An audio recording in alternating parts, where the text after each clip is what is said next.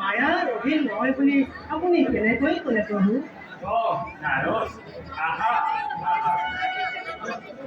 আমাক জানো কেতিয়াবাই মায়াৰ মনত কৰা দেখিছা? নাৰায়ণ নাৰায়ণ প্ৰভু, আপুনি মায়াৰ সন্মুখেই নোৱাৰে। কেনেকৈ? তুমি কাৰ মায়াৰ কথা কৈছা নাৰদ? নাৰায়ণ নাৰায়ণ বিষ্ণুৰ কথা কৈছো প্ৰভু। যি নাৰায়ণ বিষ্ণুৱে অসুৰক অমৃত খোৱাৰ পৰা বঞ্চিত কৰিলে, এই মায়াময় মহিৰ আপুনি জানো দেখিছে প্ৰভু? ভালকে বুজাই কোৱাচোন নাৰদ।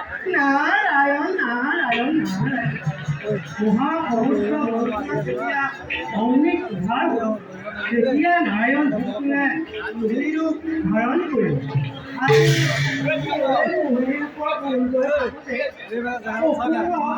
বঞ্চিত কৰি দেৱতাসকলে অমৃত পান কৰি গুচি গৈছিল।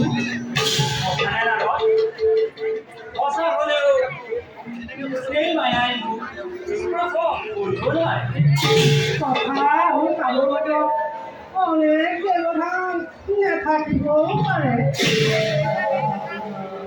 মই জিতেন্দ্ৰ নাৰদ কামদেৱক ভস্ম কৰি থৈছো। বিষ্ণুৰ মায়াই মোক একো কৰিব নোৱাৰে।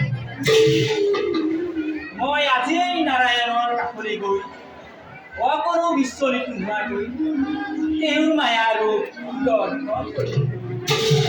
মই বিদায়হে মাগিলো প্ৰভু।